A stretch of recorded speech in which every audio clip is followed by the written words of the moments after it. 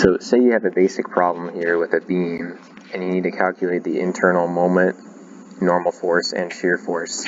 So here we have a beam supported by a roller and a pin, and we have two cuts on the beam, cut 2 and cut 1. And what these cuts are here for is to help you figure out where your internal forces are and also what sign convention to use. So if we were to calculate the internal force at cut 2, say this is point D right here,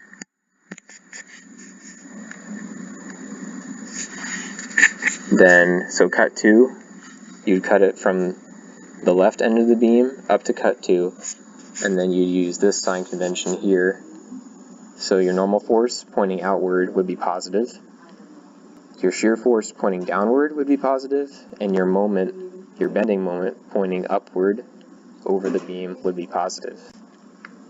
Now if you were to calculate the internal moment, shear, and normal force at cut 1, call this point C.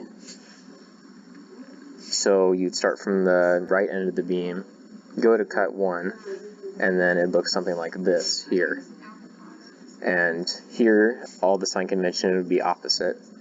The shear force positive would be pointing upward, the normal force positive would be pointing outward, and the moment pointing upward would be positive. Now, an easy way to not confuse yourself with the sign convention here is that the normal force is always going to be pointing outward towards the beam, it will never be pointing in towards the beam. And then you can find the other shear force from that. So, say this one right here, cut 2, the normal force will be pointing outward, and then the shear force is pointing to the right of that arrow, and then the bending moment is always pointing upward. So if we're looking at cut 1 here, the normal force will be pointing outward, the shear force is always to the right of it, so it will be pointing upward, and the bending moment is always pointing up. So just always remember that the normal force is pointing out, the shear force is to the right of the normal force, and the bending moment is always pointing upwards.